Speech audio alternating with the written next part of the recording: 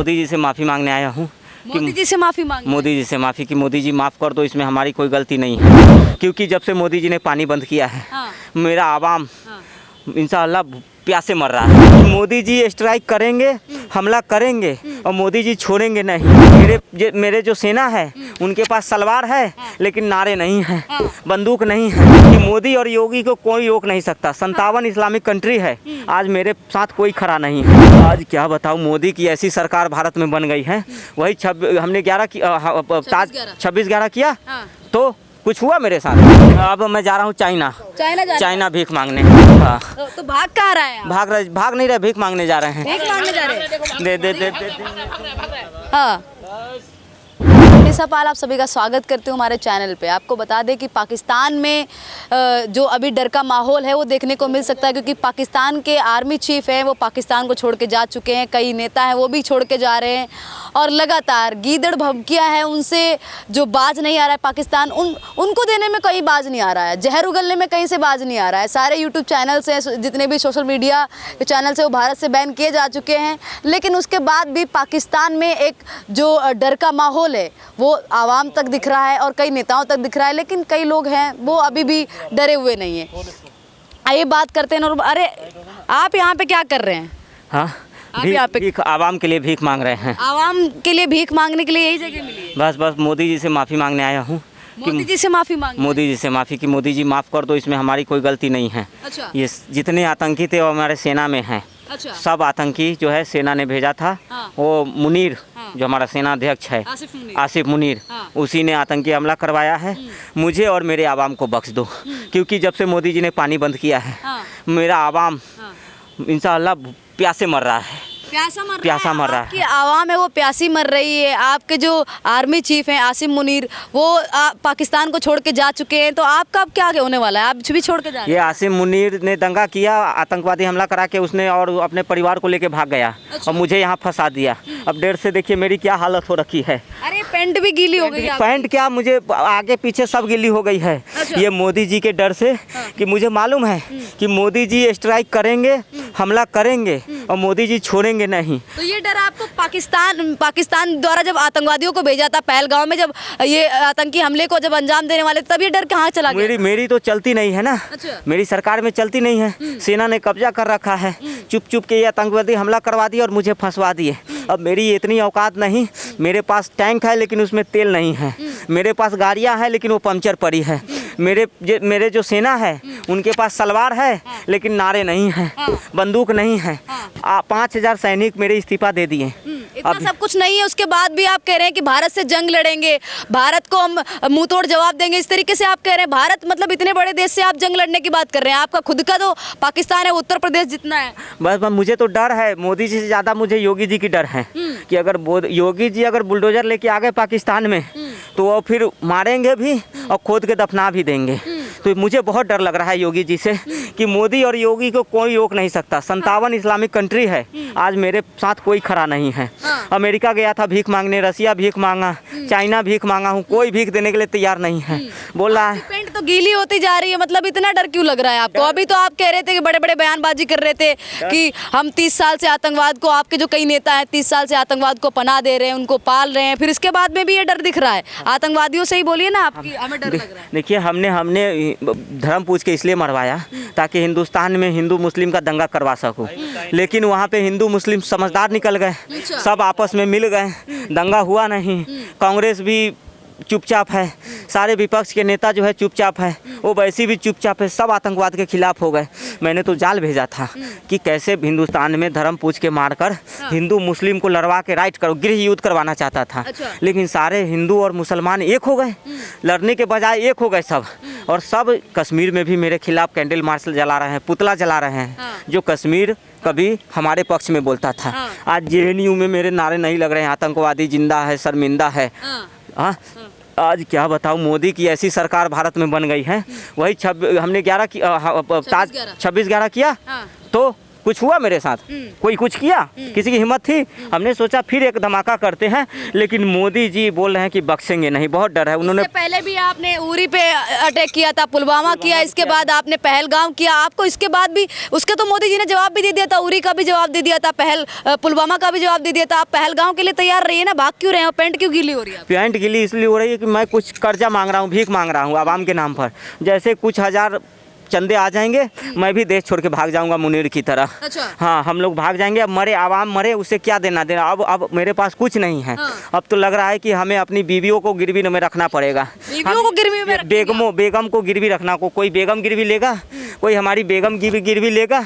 क्योंकि हमने तो सारा कुछ कर्जे पे लिया है। चाइना को हमने इतना कर्जे पे दे दिया। हमारे पास जो बम है ना, एटम बम, परमाणु बम, क्या क्या बम, सब चाइना को हमने गिरवी दे दिया। अब चाइना आपके साथ में क्यों नहीं खड़ा हुआ है? चाइना भी खड़ा नहीं हो रहा है। चाइना ने कुछ चाइनीज तोपे भेजे हैं। अच्छा। वो चल नहीं रही है। चल नहीं रही है। उसमें डलवाने के लिए भी तो तेल चाहिए। मैं भेज तो दिया चाइना वालों ने, लेकिन तेल कहाँ से आएगा?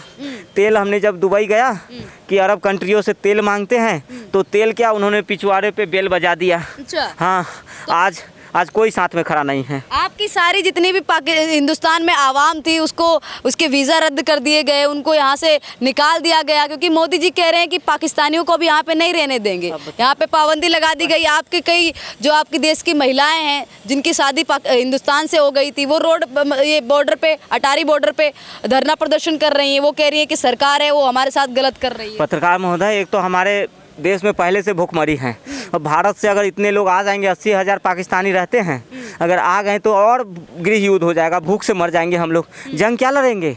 जंग में सैनिकों को क्या घास की रोटी खिलाऊंगा? कुछ घास ले लेता हूँ। पाकिस्तान, यहाँ तो हरे हरे घास भी है। अच्छा। पाकिस्तान में तो हरे हरे सूखा पड़ा हुआ है इस टाइम है, कुछ पानी चाहिए होता है ना, कुछ हरे घास ले जा रहा हूँ। वहाँ पे सैनिकों को हरे घास की रोटी खिलाऊंगा। अच्छा। क्योंकि पानी तो आ नहीं रहा है, घास भी नहीं हो रहे हैं, तो सैनिक खाएंगे क्या?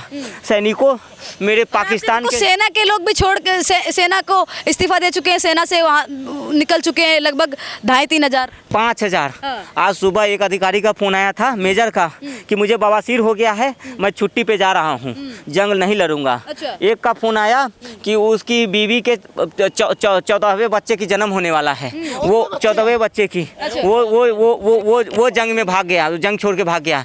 एक अधिकारी का फोन आया था कि उसकी खाला का, नाना का, बाला का शादी हो रहा है, वो भाग गया जंग छोड़ के। सारे 5,000 सैनिक भाग गए हैं। अब हम लोग लेबर चौक से मजदूरों को भर्ती कर रहे हैं पाकिस्तान की सेना में। पाकिस्तानी बताइए, ये जो आप आतंकी जिनको बनाते हैं, ये लगभग होते भी 17-18 साल के, 19 साल के लगभग होते हैं, इतने छोटे छोटे होते हैं। इनको आप ये मानसिकता कहाँ से भरते हैं? क्या क्या सिखाते हैं आप इनको, जो ये ऐसी घटनाओं को अंजाम देते हैं? यहाँ पे धर्म पूछ के मारते हैं आके, और देखते हैं कि कौन हिंदू है। इस तरीके से आतंकवादी हमला क्यों, आप ये क्या मन में भरते हैं? हम लोग ट्रेनिंग देते हैं, स्कूल में पढ़ाते हैं कि इस्लाम खतरे में है, धर्म खतरे में है, कौम खतरे में है, जमहूरियत खतरे में है। इंशाअल्लाह धर्म के लिए लड़ो और मरो। बम फट जाओगे, बम बन के तो 72 हूर मिलेगी। तो हम लोग शुरू से, बच्चा जन्म लेता है उसी समय से मोनिपुलेट करते हैं, सिखाते हैं कि हिंदू काफिर है, हिंदुओं को मारना है। और भारत में अपने बहुत सारे ऐसे हैं सगे संबंधी रिश्तेदार हैं जो हिंदू को काफिर समझते हैं, और हम लोग पूरे तरीके से हम तो चाह रहे हैं कि धर्म। भारत में आपने सोचा था कि आप ये हमला करवा देंगे, आतंकवादी हमला, इसमें धर्म पूछेंगे और मार देंगे हिंदुओं को। आपने कई जो हिंदू हैं उनको मार भी दिया, लेकिन आप जो भाईचारा था उसमें आप दरार नहीं डाल पाए, क्योंकि हिंदू मुस्लिम रोड पे उतरे, पाकिस्तान जिंदाबाद के मुर्दाबाद के नारे लगे, आपका नाम लेके भी मुर्दाबाद के नारे लगाए गए। तो आपको इस चीज़ का भी डर होगा ना? बहुत डर है। यहाँ हिंदू मुस्लिम सब एक हो गया है। हमने सोचा था कि मोदी के नाम पर हिंदू मुस्लिम को भड़काएंगे। बंगाल में खेला हो रहा था, दीदी उधर खेला कर रही थी, एक ममता दीदी है, हमने बांग्लादेश में हुआ था। हमने सोचा भारत में गृह युद्ध करवा देते हिंदू मुसलमान, लेकिन यहाँ के हिंदू और मुसलमान सब एक हो गए, सब मेरे विरोध में हो गए, सब ने मेरी जो अंदर की मंशा है वो पहचान गए। अब मुझे बहुत डर लग रहा है कि मोदी मेरे साथ क्या करेंगे, कहाँ से घुसाएंगे, कहाँ से निकालेंगे, मुझे बहुत डर लग रहा है। विपक्ष भारत का एक साथ है, विपक्ष है वो सरकार के साथ में है, मोदी जी के साथ में, कह रहा है मोदी जी जो भी पाकिस्तान के खिलाफ कार्रवाई करते हैं हम उसके साथ में खड़े हुए हैं। तब आपको डर लग रहा है? बिल्कुल डर लग रहा है। राहुल खान भी जो है कि अखिलेश खान भी, ममता खान भी, सब मोदी जी के साथ है। मोदी जी को कह रहे हैं कि बम मारो, तोप मारो, बंदूक मारो, गोला मारो। अब क्या होगा मेरा समझ में नहीं आ रहा। डर से थर से मेरा। राठौरी की वीडियो आप लोग चला रहे हैं, वहाँ पे कह रहे हैं कि ये बेचारी बच्ची है, बहुत मेहनती बच्ची है, उसको हम लोगों ने इन्होंने बोला कि पाकिस्तान आ जाओ, कोई दिक्कत होगा तो नेहा खलीफा की क्या दो है ना, कोई दिक्कत हो पाकिस्तान आ जाना, पाकिस्तान में मेरा द्वार खुला है। पाकिस्तान में उस बेचारी को हिंदुस्तान में वकील नहीं मिल रहा है, कोई बताइए केस लड़ने के लिए। मैं बोला यहाँ आ जाओ, हम तुम्हारा टपाटप करेंगे, मतलब उसको देख रेख करेंगे, खिलाएंगे पिलाएंगे, अच्छे से रखेंगे और उससे मैं शादी कर लूँगा, उसको अपना ये बना लूँगा बेगम। तो अब कहाँ जाने वाले हैं आप फिर? अब मैं जा रहा हूँ चाइना भीख मांगने।